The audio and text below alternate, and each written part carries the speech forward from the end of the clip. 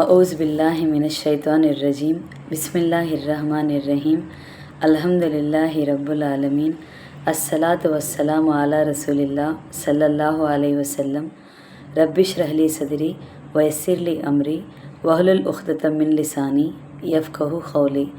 السلام علیکم ورحمۃ اللہ وبرکاتہ۔ سب جنان کو تمہیں بھی یہ ویڈیو دیکھنے کے پہلے درود اور سلام پڑھ کو یہ ویڈیو دیکھنا شروع کرو۔ آج کا 5 منٹ کا مدرسہ کو اب چلتا ہے 4واں مہینہ ربیع الثانی کا 11 تاریخ کے بارے میں انشاءاللہ 10 حدیث آتی اسے معلوم کر لینے کی کوشش کریں گے۔ پہلی بات، اسلامی تاریخ کے بارے میں۔ مسلمانوں کی ہجرت حبشہ۔ جب کفار اور مشرکین نے مسلمانوں کو بے حد ستانا شروع کیا تو رسول اللہ صلی اللہ علیہ وسلم نے صحابہ کرام رضی اللہ عنہم کو اجازت دے دی کہ جو چاہے اپنی جان اور ایمان کی حفاظت کے لیے ملک حبشہ چلا جائے۔ وہ ایک اچھا ملک ہے، وہاں کا بادشاہ کسی پر ظلم نہیں کرتا۔ اس کے بعد صحابہ کی ایک چھوٹی سی جماعت ماہ رجب 5 ہجری نبوی میں حبشہ روانہ ہوئی۔ ان میں خلیفہ راشد حضرت عثمان غنی رضی اللہ عنہ اور ان کے زوجہ محترمہ حضور صلی اللہ علیہ وسلم کی صاحبزادی حضرت رقیہ رضی اللہ عنہا بھی تھی۔ کفار نے ان لوگوں کی ہجرت کی خبر سن کر پیچھا کیا، مگر کفار کے پہنچنے سے پہلے ہی کشتیاں جدہ کے بندر سے نکل چکی تھی۔ حبشہ پہنچ کر مسلمان امن اور سکون سے زندگی گزار رہے تھے۔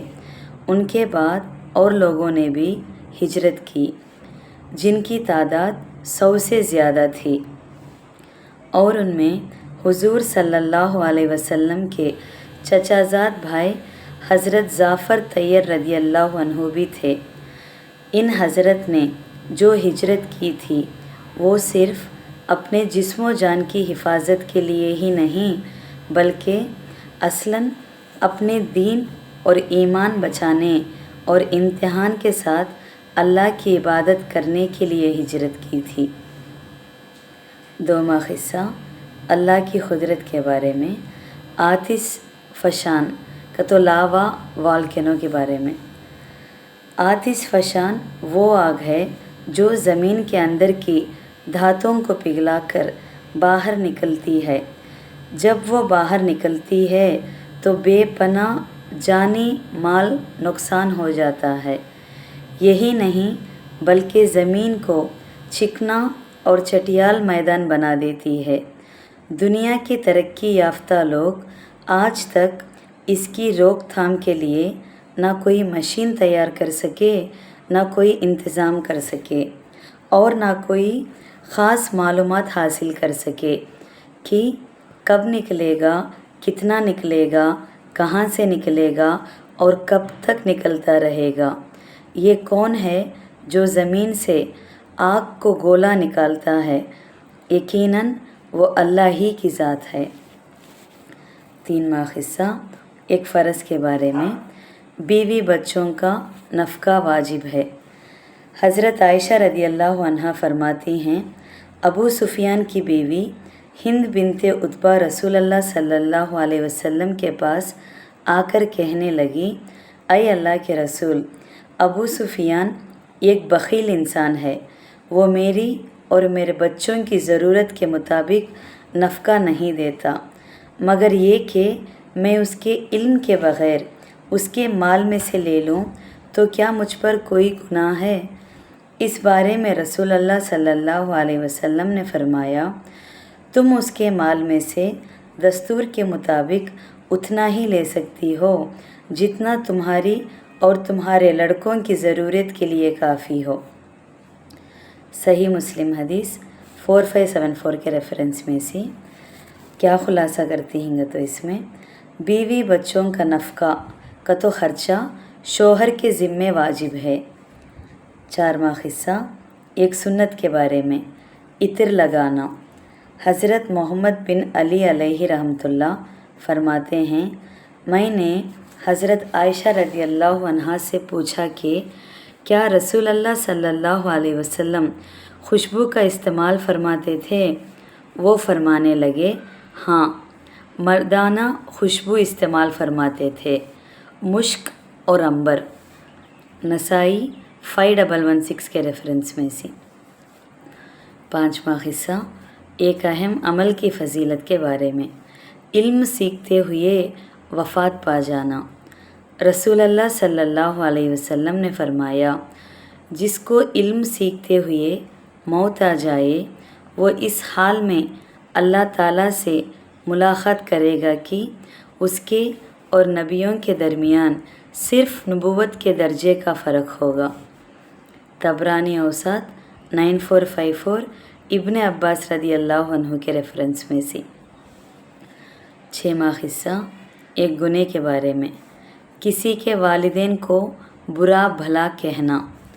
रसूल अल्लाह सल्लल्लाहु अलैहि वसल्लम ने फरमाया, कबीरा गुनाहों में से सबसे बड़ा गुनाह ये भी है कि आदमी अपने माँ बाप को गाली दे। पूछा गया, ऐ अल्लाह के रसूल, आदमी अपने माँ बाप को कैसे गाली देगा? इरशाद फरमाया, वो दूसरे आदमी के माँ बाप को गाली दे, फिर वो शख्स जवाब में उसके वालिदैन को गाली दे। सही बुखारी हदीस 5973 अब्दुल्ला बिन अमर रदी अल्लाह अन्हु के रेफरेंस में से। 7वां हिस्सा, दुनिया के बारे में। दुनिया में लगे रहने का अंजाम। रसूल अल्लाह सल्लल्लाहु अलैहि वसल्लम ने फरमाया, जो शख्स दुनिया की ज़ेब व ज़ीनत को देखकर और अपने अंजाम को सोचे बगैर दुनिया में घुसता है तो वो अपने आप को जहन्नम में डालता है। शोबुल ईमान 10513 अबू हुरैरा रदी अल्लाह अन्हु के रेफरेंस में से। 8वां हिस्सा, आखिरत के बारे में। जहन्नम के दरवाज़े का फ़ासला। रसूल अल्लाह सल्लल्लाहु अलैहि वसल्लम ने फरमाया, जहन्नम के 7 दरवाज़े हैं। हर 2 दरवाज़ों के दरमियान का फ़ासला एक सवार आदमी के 70 साल चलने के बराबर है। मुस्तदरक 8683 लखीद बिन अमीर रदी अल्लाह अन्हु के रेफरेंस में से। 9वां हिस्सा, तिब्बे नबवी से इलाज। कुंभी का तो मशरूम से आँखों का इलाज। रसूल अल्लाह सल्लल्लाहु अलैहि वसल्लम ने फरमाया, कुंभी का पानी आँखों के लिए शिफा है। सही बुखारी हदीस 5708 सैयद बिन ज़ैद रदी अल्लाह अन्हु के रेफरेंस में से। क्या खुलासा करती हैं तो इसमें, कुंभी को हिंदुस्तान के कुछ इलाक़ों में सांप की छतरी और बाज़ दूसरे इलाक़ों में कुकुरमुत्ता कहते हैं।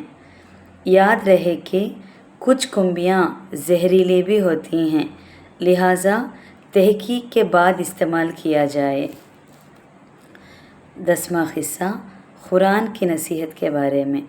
4 बातों पर अमल करो। क्या वो 4 बातें देखेंगे? कुरान में अल्लाह ताला फरमाते हैं, अल्लाह के साथ किसी को शरीक ना ठहराओ। दूसरा, माँ बाप के साथ अच्छा सलूक करो और गुर्बत की वजह से अपने बच्चों को कत्ल ना करो। हम तुम्हें भी रिज़्क़ देंगे और उनको भी। और बेहयाई के कामों के करीब भी मत जाओ, चाहे वो बेहयाई खुली हुई हो या छुपी हुई हो। सूरह अनाम 150 पर 1 आयत में है। अल्हम्दुलिल्लाह आज का 5 मिनट का मदरसा 11 रबीउल सानी के बारे में बात कर लिए। इंशाअल्लाह कल 12 रबीउल सानी के बारे में बात करेंगे। अस्सलामु अलैकुम वरहमतुल्लाहि वबरकातुहू।